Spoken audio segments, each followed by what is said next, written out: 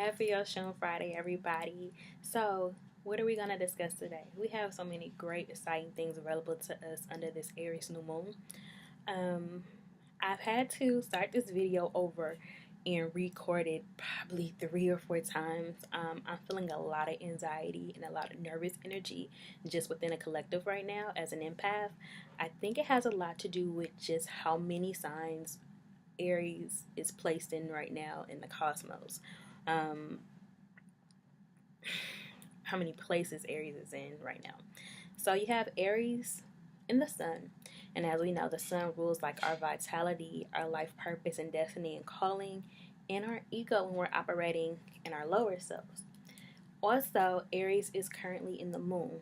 The moon rules like your subconscious, your intuitive nudges that you may have, any mother energy that is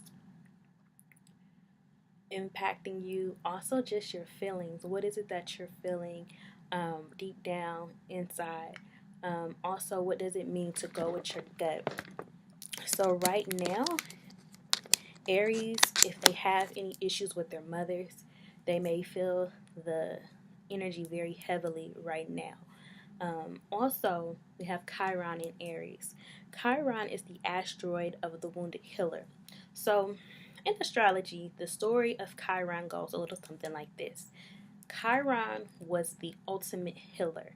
Chiron ruled metaphysics, occult knowledge, healing, teaching others, and just was equipped with all the knowledge and wisdom that we would need to heal.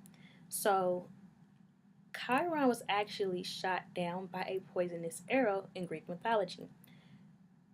He was killed by that poisonous arrow because even though he taught all of this wonderful wisdom and knowledge and helped people awaken spiritually and heal themselves and set intentions, he did not follow his own advice.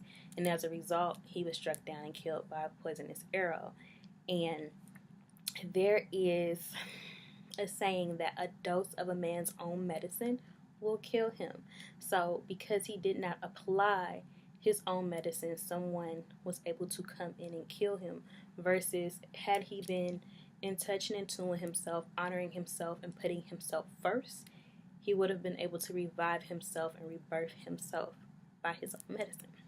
So, during Oshun Friday, Oshun in Yoruba and Ifa practices, she pretty much rules beauty, love, prosperity, and self-care.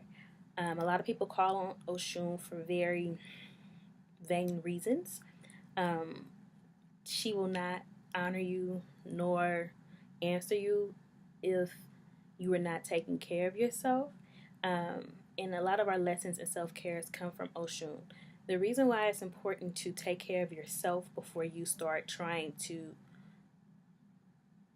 go and don and give your love and your energy to another person is because we are made in the image of God.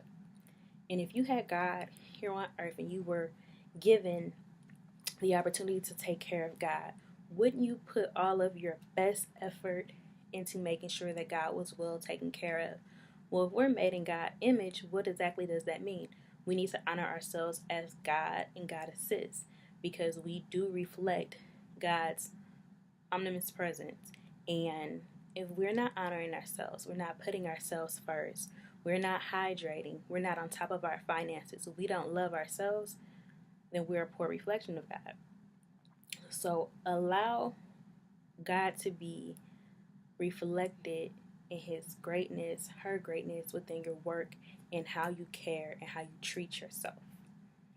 And the reason why I say her as well is because you gotta know if women exist and we're made in God's image as well, being a woman is a part of Godship as well. When you think of the Holy Trinity, you have the Father, the Son, and the Holy Spirit. Before Christianity and before slavery, within the Holy Trinity dynamic, that mother spirit was what the Holy Spirit represented. Because of patriarchy, they eliminated calling the Holy Spirit mother spirit. But if you actually read the Bible, if you go and study Kemet or any other text prior to Christianity, the Holy Spirit or within any Trinity, That third entity is actually that of the woman. When you think about it, it makes sense because God cannot have fathered a son without the help and assistance of a woman. So, let's get into setting intentions under this Aries new moon. So, this particular moon in Aries is actually in the ninth house. The ninth house rules cross cultural connections, traveling, whether this is traveling and taking trips, whether this is astral projection and traveling that way, spiritual travel, studying different religions and traditions, and going down the rabbit hole. There's just a lot of different ways in which we can travel. And Aries right now, which is the zodiac's baby, is in the ninth house. So if that sign is in the ninth house, the sign of Aries, Aries has 3 archetypes. So how are we exploring our spirituality right now? How are we thinking about travel? How are we thinking about expansion? So also the ninth house does rule business expansion, growth, opportunity, luck, good fortune, and prosperity. So what does that look like? Aries actually has 3 archetypes. The first archetype for Aries is that of the baby. So initially, during the first archetype, Aries are like trying this and they're trying that and they're trying to take their first steps. They're like trying this out a little bit and testing this out a little bit.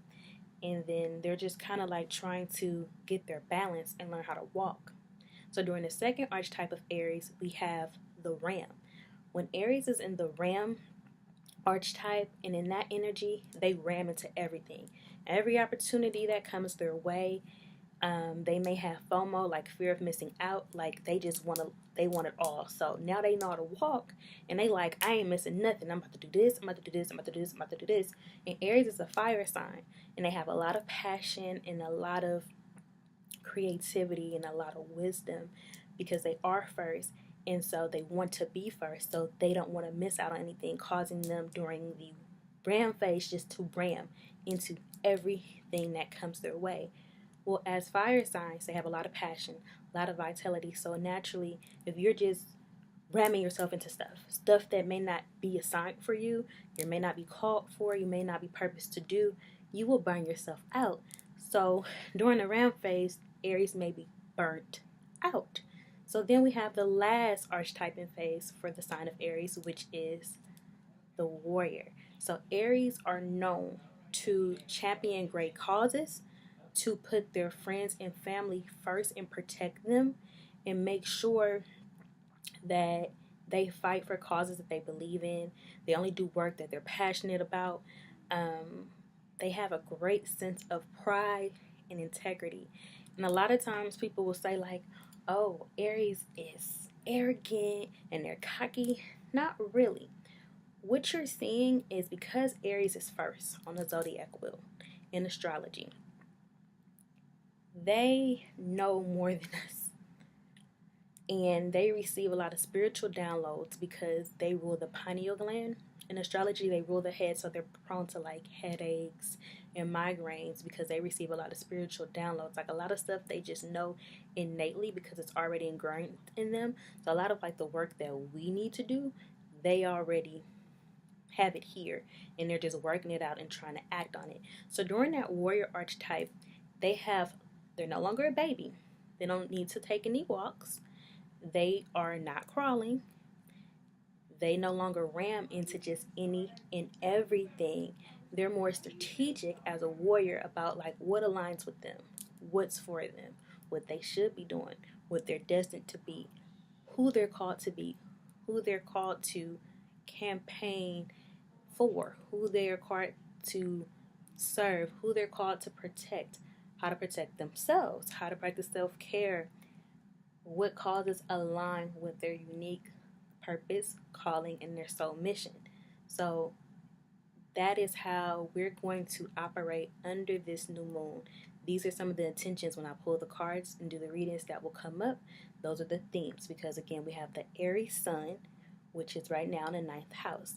We also have the moon in the ninth house. So if there's any trauma that you have with like your mother, where you were like not allowed to express your feelings, or your feelings may have been suppressed, you may find yourself innately digging deep to discover, like, well, how will I express myself respectfully?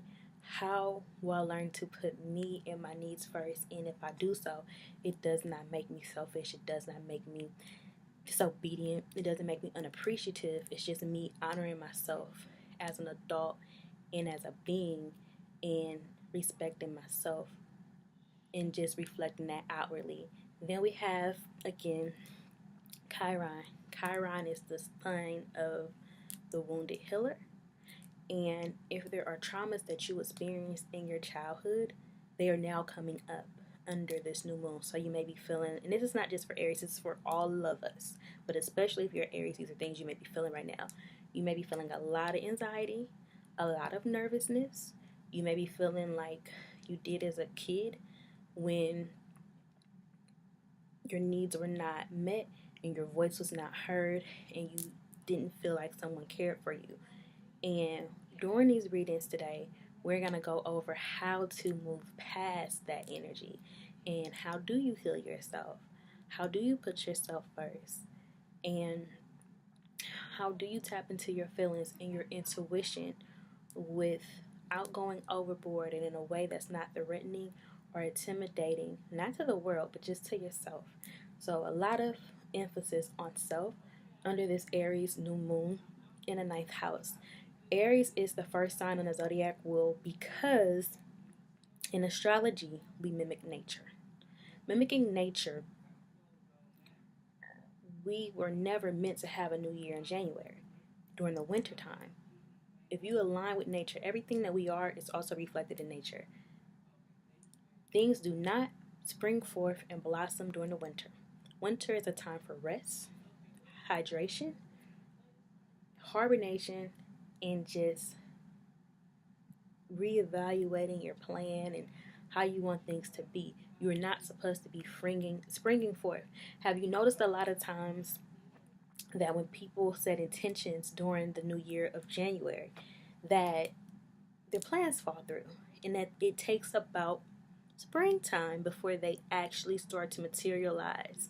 That is because in the Egyptian Kemet calendar, as well as the Sumerian calendar, and the calendar that real astrologers use, we know that the real New Year's is during Aries season, during spring equinox. That's when things are blossoming, springing forth. That's when things are new. That's when even time is pushed forward as well. So there's a lot of proof that our real New Year's is during Aries season. So let's get into these new moon readings and let's see what we have.